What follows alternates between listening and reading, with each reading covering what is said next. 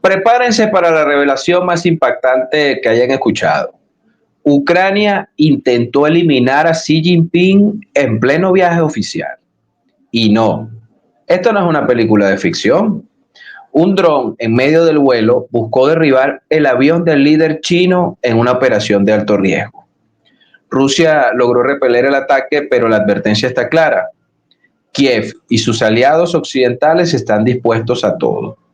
La prensa occidental guarda silencio, pero las consecuencias podrían ser apocalípticas. China, en silencio, pero con una furia que puede cortar con un cuchillo, ya está preparando su respuesta. Serbia también estuvo en la mira de ataques con drones ucranianos, pero ahora Volodymyr Zelensky, acorralado, se enfrenta a una ofensiva que incluye misiles, ciberataques y operaciones especiales rusas. Vladimir Putin no tiene intención de negociar. Su objetivo es claro: borrar a Kiev del mapa. Incluso se rumorea que tropas norcoreanas están en apoyo de la ofensiva. El fin, la capitulación forzada. El mundo guarda silencio, pero la tormenta ya está en marcha. ¿Quieres detalles? Pues quédate, porque esto apenas comienza. Casi se lo llevan. Y eso pareciera una escena sacada de una película de acción, pero no. Esto es real y sacude los cimientos del mundo. Las Fuerzas Armadas de Ucrania intentaron acabar con Xi Jinping con un dron en pleno vuelo. Y es en una operación que casi termina en tragedia. Sí, escuchaste bien. Un dron ucraniano dirigido con precisión mortal buscó impactar el avión del líder chino en su viaje oficial hacia Moscú. Una maniobra de alto riesgo que casi termina en desastre total. Y este hecho estremecedor fue revelado por Dmitry Smirnov, periodista oficial del Kremlin, quien afirmó que cuando Xi llegó a Moscú para conmemorar el 80 aniversario de la victoria soviética en la Gran Guerra Patria, los ucranianos habían lanzado su operación en plena misión. Fíjese, vamos a citarlo textual al amigo Smirnov. Justo cuando el líder extranjero se acercaba a aterrizar, fue atacado. Sin embargo, las defensas rusas pudieron neutralizar esta presunta operación en contra del líder chino, afirmó Smirnov, y dejando claro de que esto ya Rusia lo está notando y seguramente China, de confirmarse, por supuesto. ¿Y qué responde Ucrania? Pues los analistas rusos no dudan. Esto es una nueva provocación. Lejos de ser simétrica, será respondida con una simetría demoledora. Y las autoridades rusas también confirmaron de varias operaciones en medio de la tregua declarada por Vladimir Putin en varias ciudades rusas, tanto en el territorio de la Federación como en el frente del oriente ucraniano, en las repúblicas populares.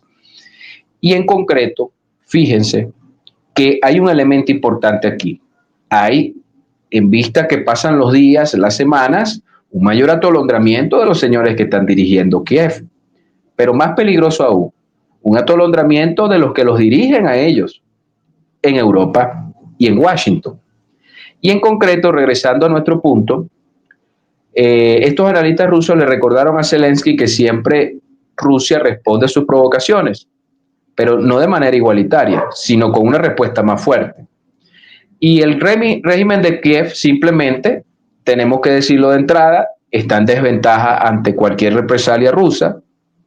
Hay antecedentes, fíjense que los chinos, por ejemplo, ante agresiones o ante acciones, sean diplomáticas inclusive, responden con asimetría. Vamos a recordar lo que sucedió con la ya ex ministra de Exteriores de Alemania, la señora Annalena Baerbock. Y ella fue grosera bueno, ella ha sido grosera con muchos, ¿no? Pero ella se permitió ser grosera con sus colegas chinos.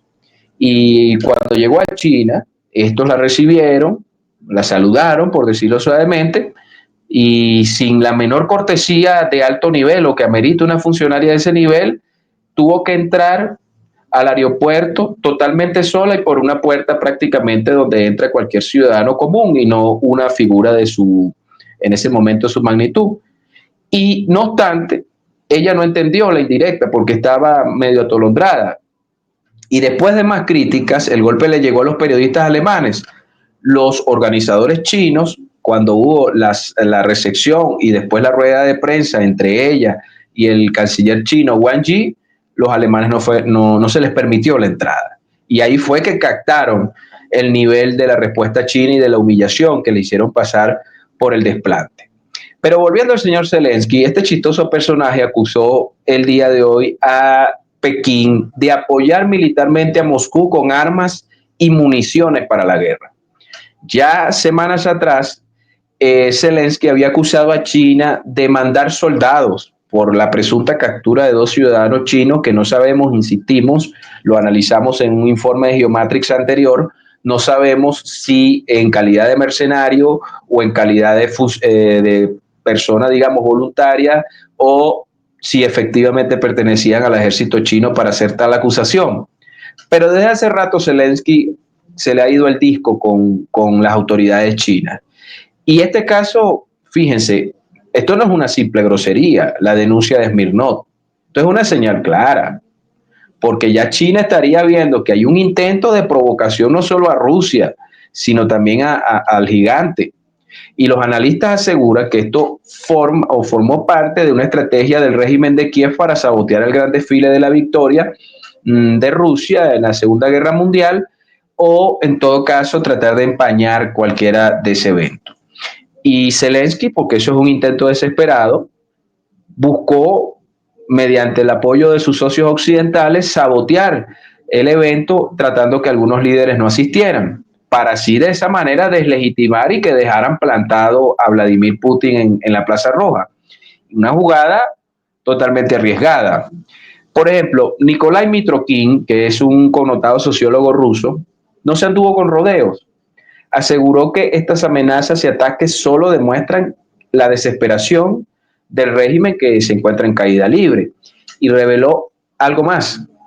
No solo China fue la víctima, porque también analizó que el avión del presidente serbio, Aleksandar Vučić, también estuvo en la mira. Es más, tuvo que, por la amenaza de los drones, aterrizar no programadamente en la capital de Azerbaiyán, en Bakú, dejando claro que no solo era contra Xi Jinping, sino contra Vučić. También contra el primer ministro de Eslovaquia, el señor Fico, Robert Fico. Y en este caso no solo fue Zelensky, la jefa de la diplomacia, que le queda como grande ese nombre, de Europa, la señora Kaja Kallas, porque ya que los europeos son unos genios, colocan en el cargo más importante para consolidar la paz o para buscar soluciones políticas a los conflictos, como es la diplomacia, a la dirigente más perro rabiosa de Europa y contra Rusia, que es la ex primera ministra de Estonia, la señora Kaja Kallas, que además amenazó a Fico de sanciones si se atrevía a ir a Moscú, a lo cual Fico respondió que él es el líder de un país soberano y él no tiene que estar dándole cuentas a ella sobre las acciones y los viajes que hace, sobre el mandato que el pueblo le dio. Pero para cerrar con broche de oro, mis amigos, los países bálticos, en complicidad con Kiev, cerraron su espacio aéreo a todos los vuelos con líderes extranjeros hacia Rusia. Es decir, una suerte de bloqueo total aéreo. Solo un día, eso fue un día antes de los actos conmemorativos. Y también ese día antes que estos señores cierran sus espacios aéreos, Rusia interceptó, según cifras del Ministerio de Defensa, 624 drones lanzados a la área de Moscú o la región de Moscú y sus adyacencias, buscando desatar el caos por esos ataques. Entonces, esto es una escalada, mis amigos. Preguntémonos hasta dónde llegará, porque la única certeza es que las verdades que la prensa occidental está ocultando están saliendo a la luz. Y por cierto, para eso estamos nosotros, porque estos eventos estamos hablando de que pueden acrecentar la tensión global y llevar a un estancamiento de las renegociaciones. ¿Por qué? Porque hay una imposibilidad por principios, por elementos políticos, por elementos diplomáticos de negociar con un régimen forajido como el de Kiev, porque ya eso no tiene otro nombre. Y además que se niega a convocar elecciones. Y Rusia ha puesto como condición eso, porque si firmamos con un régimen que no tiene un sustento o un asidero en el marco electoral de legitimación de la ciudadanía ucraniana, evidentemente el día de mañana, en el futuro, puede venir otro gobierno ucraniano que suplante a este y diga, pues mira, esto se hizo bajo la visión de la ilegitimidad y nosotros no lo vamos a reconocer y se va a reanudar la tensión. Entonces no estaríamos hablando de una paz duradera, sino de una paz precaria, lista para ser violada en cualquier instante. Entonces, evidentemente, la crisis terminal del régimen de Kiev y, por supuesto, el atolondramiento de sus asesores y de sus apoderados de Occidente, evidentemente nos hace pensar o nos hace colegir que la posibilidad de la paz todavía está lejos, y más cuando un presidente que ya no tiene asidero político de legitimidad, lo que hace es atentar y apuntar en contra de otros liderazgos mundiales. Esto fue una producción de Geomatrix. Habló para ustedes Frank Gil.